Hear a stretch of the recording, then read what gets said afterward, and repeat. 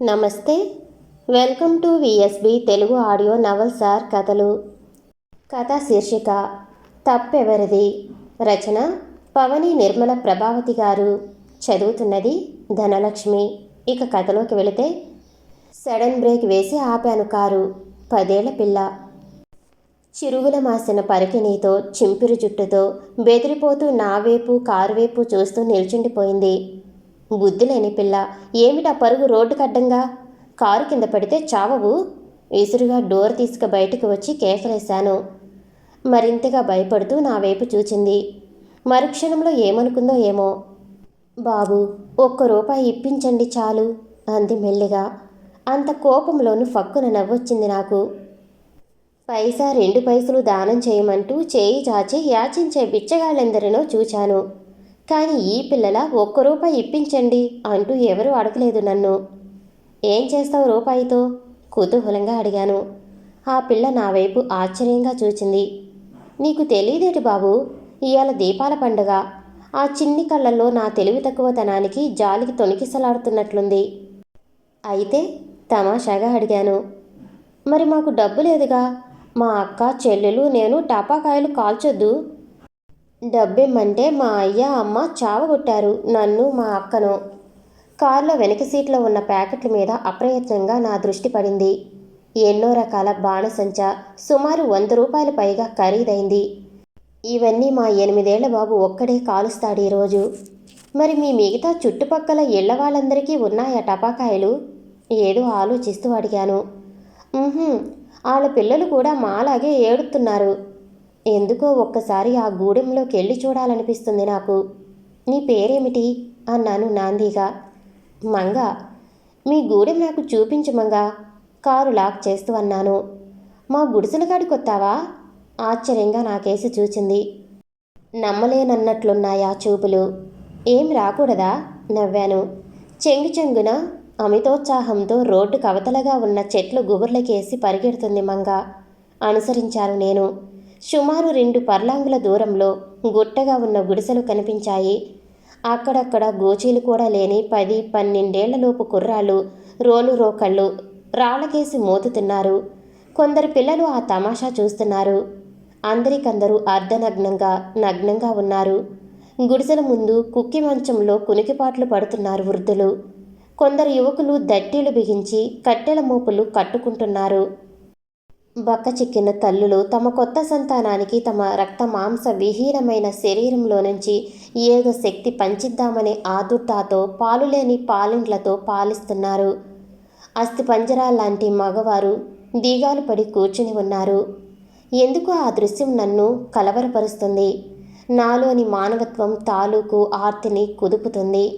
వారి శరీరాలనే వారి హృదయాలలో జీవితావసరాల తాలూకు కోర్కె కూడా ఎండిపోయిందేమో. అయ్యా, ఎవరొచ్చారో చూడు. సంతోషంగా అరుస్తూ మంగ ఓ గుడిసె ముందు ఆగింది. గుడిసె ముందు కుక్కి మంచంలో తలవంచుకు కూర్చుని ఉన్నాడో మనిషి. జీవితంలా పెరిగిన అతగాడి జుట్టులో పేలు కుక్కుతుంది. బహుశా మంగ తల్లి ఆవిడే అయ్యుండొచ్చు. సంవత్సరం నిండని పసివాడు మంచం మీద నిలబడి ఆచ్ఛాదన లేని ఆమె వీపు మీద ఉయ్యాల ఊగుతున్నాడు. ఎవరో మహారాజు. మంగ తల్లి తండ్రి ఇద్దరూ విస్మయంగా లేచి నిల్చున్నారు. క్షణంలో గూడెమంతా పోగైంది నా చుట్టూరా. ఏమిటో ఆనందం, మరేదో కౌతుకం. వారందరిలో త్రొక్కిసలాడుతున్నట్లు వారి చూపులే చెబుతున్నాయి. పిల్లలందరూ గుసగుసలుగా ఏదో మాట్లాడుకుంటూ నా వైపు చూస్తున్నారు. వారందరికీ మంగ గర్వంగా ఏదో వివరిస్తుంది. బహుశా తను నన్నిక్కడికి పిలుచుకువచ్చిన వైనం కావచ్చు. మా గూడానికి తమలాంటి మహారాజులు ఏ పని మీద దయచేశారో. దాదాపు ఇదే అర్థం గల గుసగుసలు నా చుట్టూరా ప్రదక్షిణలు చేస్తున్నాయి. ఈరోజు దీపావళి పండుగని మీకు తెలియదా? అడిగాను. ఓ యువకుడు సుమారుగా ఉన్న ఓ మంచం వేశాడు. నన్ను కూర్చోమని సవినయంగా కోరాడు. కూర్చున్నాను. తెలుసు బాబయ్య, కూటికే గతిలేనోళ్ళం. మాకు పండుగేటి బాబయ్య నీరసంగా అన్నాడు మంగ తండ్రి. బహుశా వారిలో చాలామంది 2 రోజులుగా పస్తులతో మాడుతున్న వారిలా ఉన్నారు. మరి కూలికి వెళ్లకుండా ఎలా కూర్చున్నారేమంతా? సాధారణంగా ఎవడైనా యాచకుడు అన్ని అవయవాలు బాగున్నవాడు కనిపిస్తే నేను ఆ మాటే అంటాను. నాకు మంచం వాల్చిన యువకుడు చేతులు కట్టుగా నా ముందుకు వచ్చాడు. కూలి కూడా దొరకటం లేదు బాబయ్య. ఏడేడి జనం ఈ పట్నవాసాల్లోకి వచ్చిపడి కూలి కూడా సరిగ్గా దొరకకుండా సేత్తుండారాయే. మీకింకొకటి తెలుసా దొరా? ఆ యువకుడు ఆగాడు. ఏమిటి? కుతూహలంగా అడిగాను.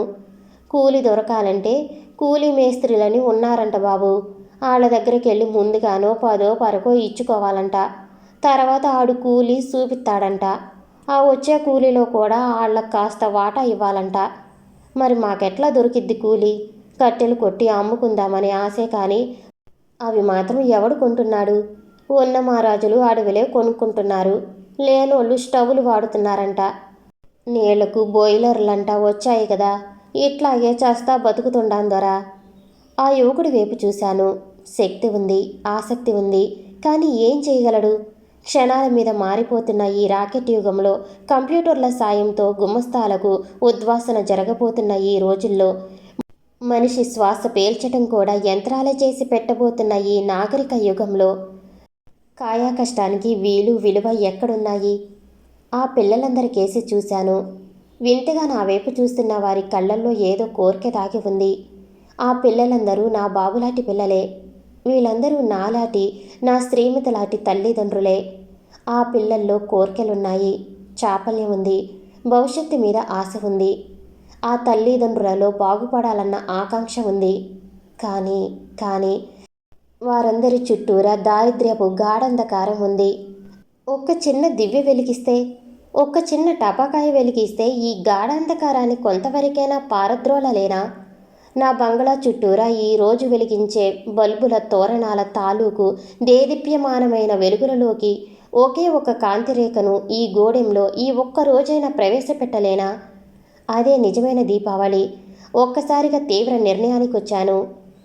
నా చేతిలో ఉన్న లెదర్ బ్యాగులో నా శ్రీమతి కోసం ఈరోజు కొనదలుచుకున్న కెంపులు గాజుల జత తాలూకు 500 రూపాయలు, అన్నీ 10 రూపాయల నోట్లు కొత్తగా బరువుగా ఉన్నాయి. మీరంతా వరుసలో నిల్చోండి అన్నాను లేచి నిల్చుంటూ. అందరూ పెద్దలు వరుసగా నిల్చున్నారు నమ్రతగా. జిప్ లాగాను. ఒక్కో 10 రూపాయల నోటు ఒక్కో కుటుంబ పెద్ద చేతిలో పెట్టాను. హాయిగా వండుకి తిని పిల్లలకు టపాకాయలు కొనిపెట్టి పండుగ చేసుకోండి అన్నాను. అందరి ముఖాలలో ఆనందం తొణికిసలాడుతుంది. కొందరి ముఖాలలో ఇది కలయేమోనన్న సంశయము తొంగి చూస్తుంది. మరికొందరి చూపుల్లో నేను వెర్రివాణ్ణేమోనన్న అనుమానము కనిపిస్తుంది. పిల్లల ముఖాలలో మాత్రం ఆనందపు హారతులు వెలుగుతున్నాయి. మహారాజు, మా తండ్రి 1000 ఏళ్ళు బ్రతకాలి. కారు వరకు దీవెనలు కురిశాయి. కారు స్టార్ట్ చేశాను. నేను పుట్టి బుద్ధెరిగాక ప్రతి దీపావళికి సుమారు 1000 రూపాయలు బట్టలకైతేనేం, టపాకాయలకైతేనేం, లైటింగ్ అరేంజ్మెంట్స్కైతేనేం ఖర్చు కావటం నాకు తెలుసు. ఆ ఖర్చు పెరుగుతుందే కానీ ఏసారి తరగటం లేదు. కానీ ఈనాడు నా హృదయంలో నెలకొన్న శాంతి కానీ, తృప్తి కానీ ఈ 30 సంవత్సరాల దీపావళిలో నాకు లభ్యం కాలేదు. ఆ మాటకొస్తే ఏ క్షణంలోనూ ఇంతటి ఆనందం, హాయి కలుగలేదు. కెంపులు గాజుల కోసం ఆదుర్దాగా ఎదురువచ్చిన శ్రీమతికి కారు యాక్సిడెంట్ కాబోయిందని, ఆ గొడవలో పర్స్ ఎవరో కొట్టేశారని అబద్ధం చెప్పేశాను. నిజం చెప్పే సాహసం లేక, నిజం చెప్పినా శ్రీమతి హర్షిస్తుందన్న నమ్మకమూ లేక, పోన్లేండి వెధవ డబ్బు పోతే పోయింది, 50,000 రూపాయల కారు మీరు పాడైపోలేదు అంది శ్రీమతి. ఈ యాంత్రిక యుగంలో కారు, మనిషి విలువైనవన్న ఆశ్చర్యం లేదు మరి. సాయంత్రం 5 గంటలకల్లా ముస్తాబయ్యాను. శ్రీమతిని, బాబును కూడా ముస్తాబు కమ్మన్నాను. నేను త్వరలో వస్తానని, ఈలోగా బంగళా అంతా అలంకరింపచేసి ఉంచమని చెప్పాను. త్వరగా తిరిగి వచ్చేయండి బాబు, మీరు టపాకాయలు కాల్చుకుందురుగాని అంది శ్రీమతి హెచ్చరికగా. అలాగే హుషారుగా కారు స్టీరింగ్ ముందు కూర్చున్నాను. నా హృదయం ఆనందంతో ఉరకలు వేస్తుంది. ఆ గూడెంలోని వారందరూ హాయిగా అన్నం తిని ఆనందంగా ఉంటారేమో. ఆ పిల్లలందరూ కేరింతలు కొడుతూ రోలు రోకలు టపాకాయలు కాల్చుకుంటారేమో. ఒక్కసారి వారి కన్నులలో వెలిగే ఆ దీపాలు చూడాలి. నేను గొప్పగా ఏదో దానం చేశానన్న అహంతో కాదు, నా తోటి మానవులు కొందరు నాతో పాటు ఆనందాన్ని పంచుకోవటానికి అవకాశం కల్పించగలిగానన్న ఆత్మసంతృప్తి పొందటానికే తహతహ. కారు జోరుగా వెడుతుంది. సడన్ బ్రేక్ వేశాను. దూరాన చెట్లు గుబుర్ల మీదుగా దట్టమైన పొగ, అగ్నికీలలు సుడులు తిరుగుతున్నాయి. ఆ గుడిసెల వైపు నుంచి గోలగోలగా రోదనలు వినిపిస్తున్నాయి. ఒక్కసారిగా షాక్ తిన్నట్లయ్యాను. ఏమిటా పొగ, ఏమిటా మంటలు? టపాకులు కాల్చుకోబోయి పిల్లలెవరో విసిరిన టపాకు గుడిసెలకు నిప్పు అంటించిందా? ఏమిటది? ఏమయ్యింది? కారు లాక్ చేసి చెట్లకేసి నడిచాను ఆదుర్దాగా. ఎదురుగా ఒగరుస్తూ ఆ యువకుడు, ఉదయం నాకు మంచం వాల్చిన యువకుడు పరుగెత్తుకు వస్తున్నాడు. ఏమిటి? ఏమైంది? అతగాన్ని ఆపి ప్రశ్నించాను. నా వైపు క్షణకాలం విస్మయంగా చూశాడు, నమ్మలేనట్లు. మరుక్షణం బోరున ఏడ్చేశాడు. ఏమైందో చెప్పు అరిచాను. అతగాడు ఏడుపు సంభాళించుకున్నాడు. ఏం చెప్పను బాబు, జలసాగా పండగ చేసుకోమని నువ్వు డబ్బిచ్చావు గాని బాబయ్య, ఈ ఎదవలకు గుణం ఇవ్వగలవా? ఆ డబ్బుతో పేకల మొయ్య తిని ఊరుకోక పూటుగా తాకి కొట్లాడుకున్నారు. రోషం పెరిగి ఒకరి కొంపలకొకరు అగ్గెట్టుకున్నారు. కూటికి లేనోళ్లలో కూడా ఈ పోటీలు పెగ్గేలు ఎందుకో బాబు? ముసలి మొతక పిల్ల జల్ల అంతా 10 మంది దాకా సచ్చిండ్రు. ఆ మంగ అది కూడా మంటల్లో పడి. ఇంకా వాడేదో చెబుతున్నాడు. నా చెవులు దిబ్బలు పడిపోయాయి. శరీరమంతా చెమటలు పట్టింది. ఒక్క దూకులో కారులో వచ్చి పడ్డాను. కారు శరవేగంతో దూసుకుపోతుంది. నా తల తిరిగిపోతుంది. నేను ఆశించిందేమిటి? జరిగిందేమిటి? మనిషి మనస్తత్వమేమిటి? ఆశించని డబ్బు మనిషిలో పశుత్వాన్ని ప్రకోపింపచేస్తుందా? నేను అపాత్రదానం చేశానా? లేక నా దానాన్ని పరిగ్రహించగల అర్హత వారిలో లేదా? చీకటిలో ఉన్న వారిలో వెలుగు ప్రసరింపచేయాలన్న నా తాపత్రయం ఇలా పరిణమించి నాలోనూ చీకటిని నింపివేసిందా? తప్పెవరిది? నాదా? అనవసరమైన జాలి చూపిన నాదా? మనిషిలోని పశుత్వాన్ని పైకి తీసిన డబ్బుదా? లేక చీకటి వెలుగులలో చీకటిని ఆశ్రయించే మనిషి మనస్తత్వానిదా? సమాధానం ఎవరు చెబుతారు? తప్పెవరిది? దూరంగా నా బంగళా కనిపిస్తుంది. అందంగా అమర్చిన బల్బుల తోరణాలతో వెలుగులు విరజిమ్ముతుంది. బంగళా సమీపించింది కారు. అంత వెలుగు నాలోని చీకటిని పారద్రోలలేకపోతుంది.